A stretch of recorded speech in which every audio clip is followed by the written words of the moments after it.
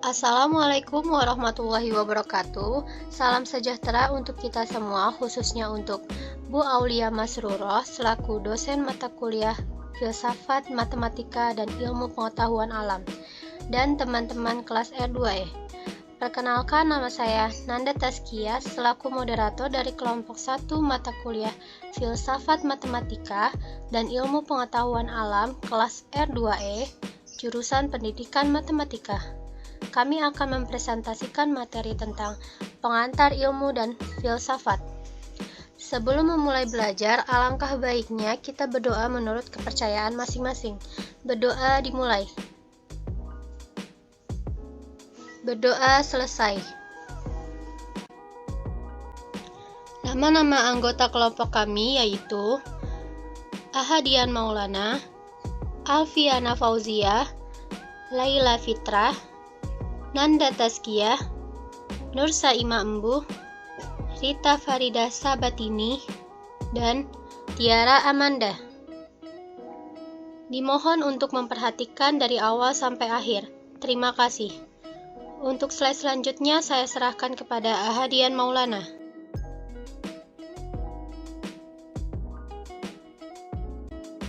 Pengertian filsafat ilmu pengetahuan. 1. Filsafat.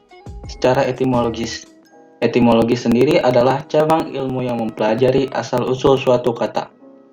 Istilah filsafat berasal dari bahasa Arab, yaitu falsafah, atau juga dari bahasa Yunani, yaitu filosofia, yang terdiri dari kata philen, yang artinya cinta, dan sophia, yang artinya bisa disebut juga dengan kebijaksanaan.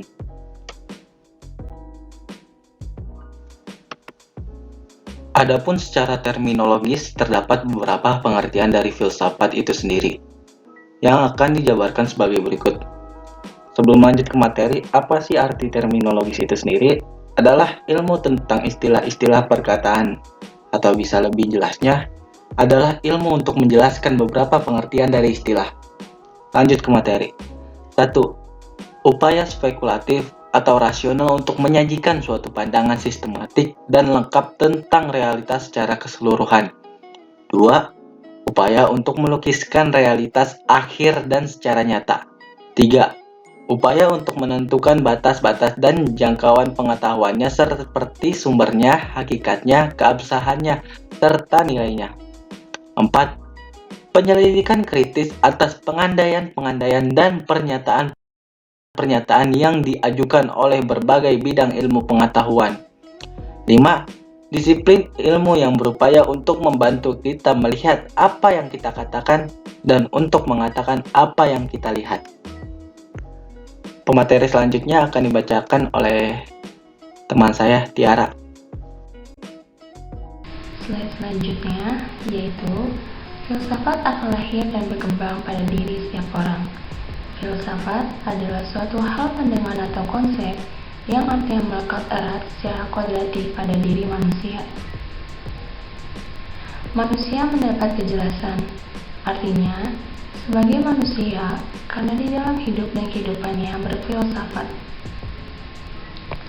Adapun ciri-ciri dari berpikir filsafat antara lain, yang A, ada radikal.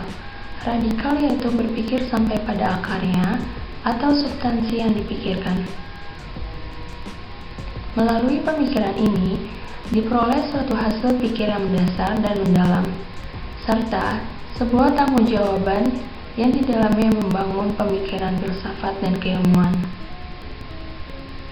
Yang B, ada sistematik. Sistematik yaitu berpikir dengan mempertimbangkan urutan atau susunan.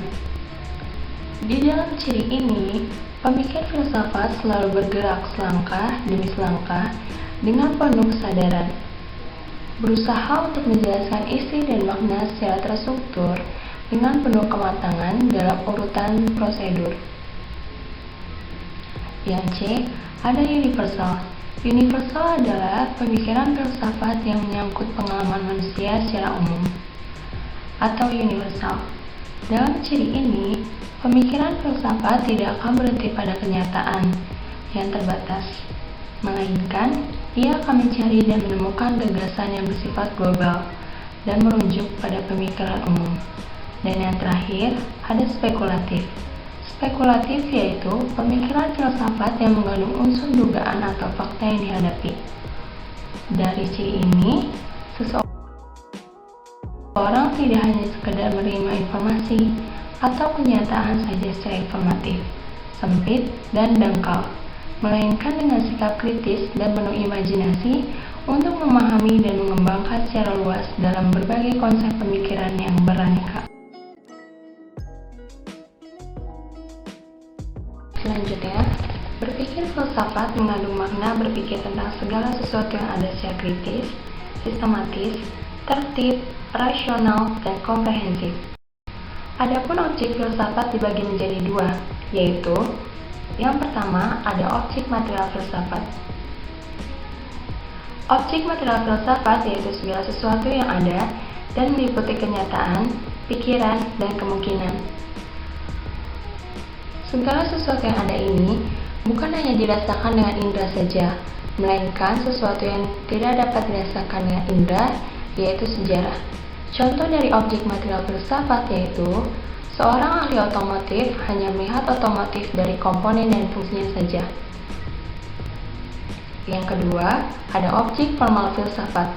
Objek formal filsafat yaitu hakikat dari segala sesuatu yang ada. Contoh dari objek formal filsafat yaitu otomotif sebagai ilmu yang berbeda dengan ilmu lainnya.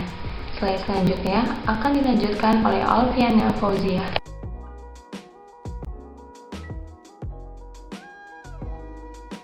Dalam segala hal, sudah pasti ada perubahan dari masa ke masa. Filsafat adalah satu hal yang tak luput dari perkembangan.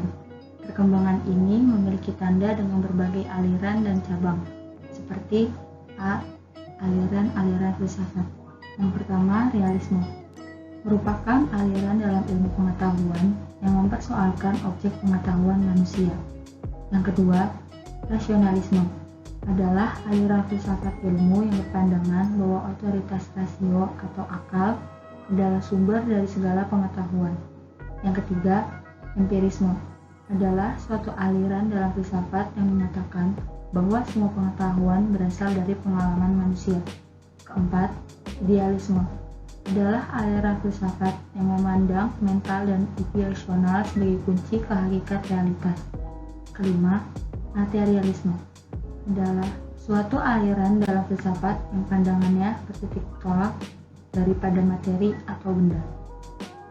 Yang keenam, eksistensialisme adalah aliran filsafat yang pahamnya berpusat pada manusia individu yang bertanggung jawab atas kemauannya yang bebas tanpa memikirkan secara mendalam mana yang benar dan mana yang tidak benar. Selanjutnya, cabang-cabang filsafat. Pertama, metafisika adalah cabang filsafat yang berkaitan dengan proses analitis atas hakikat fundamental mengenai keberadaan dan realitas yang menyertainya. Kedua, epistemologi adalah pengetahuan sistematik mengenai pengetahuan. Ketiga, logika, cabang filsafat tentang berpikir. Keempat, estetika adalah salah satu cabang filsafat yang membahas keindahan. Kelima, filsafat sejarah adalah cabang dari filsafat yang mempelajari tentang prinsip-prinsip mendasar atau hakikat. Sejarah dapat ditangkap oleh akal dan dapat dipertanggungjawabkan secara ilmiah. Keenam, filsafat politik adalah cabang ilmu dari filsafat yang mempelajari tema-tema seperti politik, kebebasan, keadilan, hak milik, hak, hukum, pemerintahan, dan penegakan hukum oleh otoritas. Kedua, filsafat pengetahuan. Filsafat pengetahuan sering disebut sebagai epistemologi. Epistemologi pertama kali dipakai oleh James Frederick Farrier, yang maksudnya untuk membedakan antara dua cabang filsafat, yaitu epistemologi dan ontologi atau metafisika umum.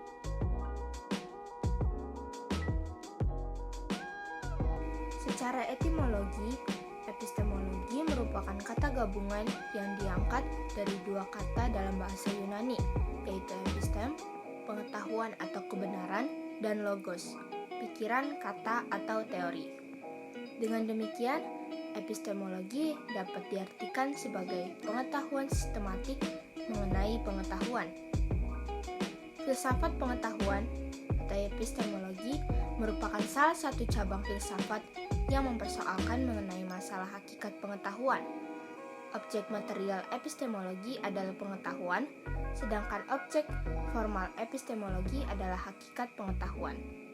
Definisi tentang ilmu sebenarnya menekankan pada persoalan tentang ikhtiar penggunaan pikiran manusia secara sistematis dalam menelaah atau meneliti objek tertentu, sehingga memberikan kesimpulan dan penjelasan, yang akhirnya dapat dijadikan sebagai landasan pengetahuan secara teoristis. Definisi filsafat menekankan tentang konsepsi pengetahuan yang ada di dalam diri manusia, yang mesti dipergunakan untuk mengetahui dan memahami segala sesuatu yang ada di alam semesta, hingga muncul kesadaran pribadi tentang adanya pencipta dari segala yang ada ini. Dengan kata lain, filsafat dapat dimaknai sebagai proses pemurnian pikiran ke arah alam untuk mengenal dan mengetahui segala-galanya. 3. Filsafat ilmu. Filsafat ilmu adalah penyelidikan tentang ciri-ciri pengetahuan ilmiah dan cara untuk memperolehnya. Pokok perhatian filsafat ilmu adalah proses penyelidikan ilmiah itu sendiri. Istilah lain dari filsafat ilmu adalah theory of science, teori ilmu, meta science, adi ilmu, dan science of science, ilmu tentang ilmu. Filsafat ilmu itu sebagai proses ilmiah secara sistematis yang dilakukan oleh filsuf atau peneliti untuk mengungkapkan dan mengklasifikasikan tentang objek-objek pengetahuan tertentu. 2. Pengertian filsafat ilmu meskipun berbeda, akan tetapi dari sisi substansi hampir memiliki muatan yang sama, yakni menempatkan filsafat untuk sebagai bentuk ikhtiar manusia. 3. Untuk menegaskan tentang pengertian filsafat ilmu, perlunya memahami batasan antara filsafat dan ilmu sebagai parameter untuk menjelaskan kedudukan filsafat ilmu. Untuk slide selanjutnya akan dijelaskan oleh Nur Saimah Embu. Selanjutnya, saya akan membahas tentang filsafat ilmu sebagai cabang filsafat yang membicarakan tentang hakikat ilmu. Secara umum, filsafat ilmu mengandung manfaat sebagai berikut. A. Filsafat ilmu sebagai sarana pengujian penalaran ilmiah sehingga orang menjadi kritis terhadap kegiatan ilmiah. Di sini maksudnya, seorang ilmuwan harus memiliki sikap kritis terhadap bidang ilmunya sendiri, sehingga dapat menghindarkan diri dari sikap solipsistik, yaitu sikap yang menganggap bahwa hanya pendapatnya yang paling benar. B. Filsafat ilmu merupakan usaha merefleksi, menguji, mengkritik asumsi dan metode keilmuan. Mengapa salah satu manfaat filsafat ilmu dikatakan sebagai usaha merefleksi, menguji, mengkritik asumsi dan metode keilmuan? Sebab kecenderungan yang terjadi di kalangan para ilmuwan modern adalah menerapkan suatu metode ilmiah tanpa memperhatikan struktur ilmu pengetahuan itu sendiri. C. Filsafat ilmu memberikan pendasaran logis terhadap metode keilmuan. Setiap metode ilmiah yang dikembangkan harus dapat dipertanggungjawabkan secara logis dan rasional, agar dapat dipahami dan dipergunakan secara umum. Apabila semakin luas penerimaan dan penggunaan metode ilmiah, maka akan semakin valid metode tersebut. Selanjutnya, filsafat ilmu dilakukan dengan beberapa pendekatan, yaitu 1. Rasionalisme. Dalam arti sempit, rasionalisme berarti anggapan mengenai teori pengetahuan yang menekankan akal atau rasio untuk membentuk pengetahuan. Ilmu sering dikaitkan dengan rasionalisme karena justru dalam ilmu akallah yang tampil, lebih dari kemauan, perasaan, atau intuisi. Yang kedua, Empirisme dan positivisme. Empirisme dan positivisme memberikan kelonggaran lebih besar kepada masukan data empiris. Secara lebih sederhana, positivisme logis bertolak dari data empiris seperti pengamatan dan fakta yang dinyatakan dengan memakai ungkapan pengamatan atau kalimat protokol. Yang ketiga, nasionalisme kritis. Pendekatan ini menghubungkan unsur rasional dan empiris dalam pengetahuan ilmiah. Yang keempat, konstruktivisme. Pendekatan ini lebih menekankan pada sifat kontekstual ilmu. Para pendukungnya sepakat mengenai pentingnya seluruh konteks demi terjadinya suatu sistem ilmiah. Selanjutnya membahas nilai filsafat bagi ilmu pengetahuan. Menurut objeknya, filsafat bernilai ontologi, yaitu meliputi pertanyaan tentang hakikat Tuhan sebagai Sang Pencipta alam, baik secara terpisah-pisah maupun secara di dalam satu kesatuan. Menurut metodenya, mengandung nilai epistemologi. Dari persoalan-persoalan yang dikemukakan oleh epistemologi itu terkandung nilai, yaitu berupa jalan atau metode penyelidikan ke arah tercapainya pengetahuan yang benar. Dan menurut sistemnya bernilai estetika. Estetika merupakan bidang studi filsafat manusia yang mempersoalkan hal ihwal nilai keindahan. Keindahan mengandung arti bahwa di dalam diri segala sesuatu terdapat unsur-unsur yang tertata secara tertib dan harmonis dalam satu kesatuan hubungan yang utuh menyeluruh. Sedangkan dari kebenaran yang dicapainya mengandung nilai etik antropologi. Nilai ini berdasarkan pada etika yang juga merupakan salah satu bidang studi filsafat manusia. Di dalam etika ini, nilai kebaikan dari tingkah laku manusia menjadi sentral persoalan. Tingkah laku yang penuh dengan tanggung jawab, baik tanggung jawab terhadap diri sendiri, masyarakat, alam, maupun Tuhan sebagai Sang Pencipta. Selanjutnya, ada kriteria kebenaran dalam MIPA. Yang pertama, teori korespondensi atau correspondence theory of truth. Teori ini dianut oleh aliran rasionalisme, sehingga berpandangan bahwa pernyataan-pernyataan adalah benar jika berkorespondensi terhadap fakta atau pernyataan yang ada di alam atau objek yang dituju pernyataan tersebut. Kedua, teori koherensi atau coherence theory of truth. Teori ini dianut oleh aliran idealisme, sehingga suatu pernyataan dianggap benar apabila pernyataan itu dilaksanakan atas pertimbangan yang konsisten dan pertimbangan lain yang telah diterima kebenarannya.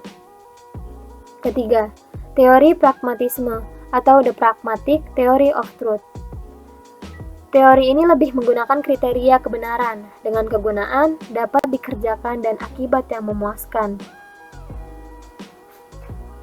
Teori ini berpandangan bahwa arti dari ide dibatasi oleh referensi pada konsekuensi ilmiah, personal, atau sosial. Keempat, teori performatif.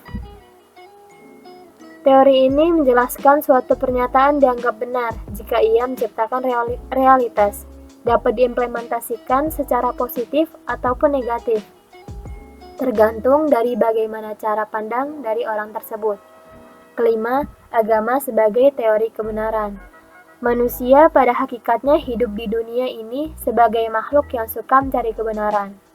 Agama memiliki karakteristik tersendiri untuk memberikan jawaban atas segala persoalan yang dipertanyakan oleh manusia tentang segala hal, sehingga segala sesuatu akan dianggap benar apabila sesuai dengan ajaran agama atau wahyu sebagai penentu kebenaran mutlak. Baik, sekian penjelasan dan pemaparan materi dari kelompok kami.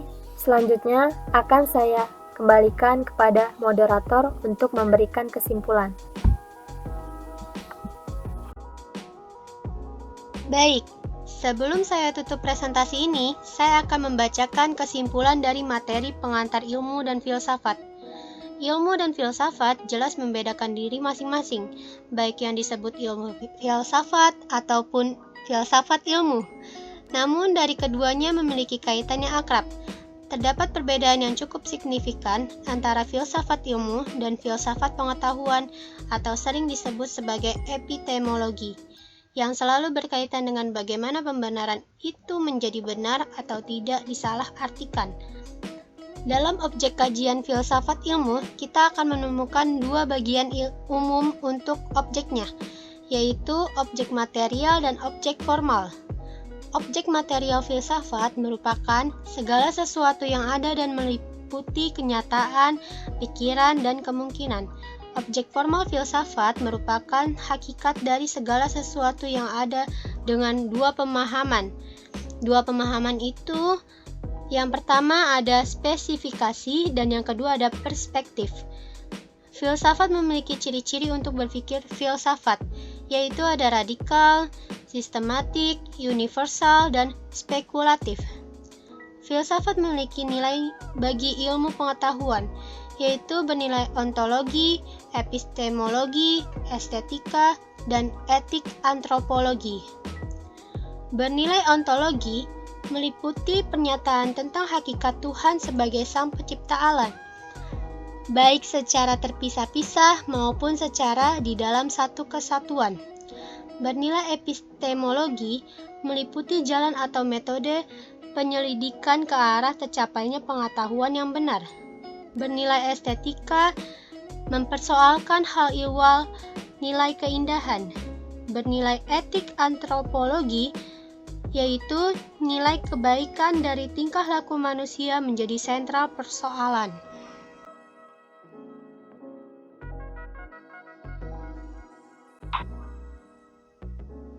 Sekian presentasi materi tentang pengantar ilmu dan filsafat. Kurang lebihnya kami mohon maaf. Wassalamualaikum warahmatullahi wabarakatuh.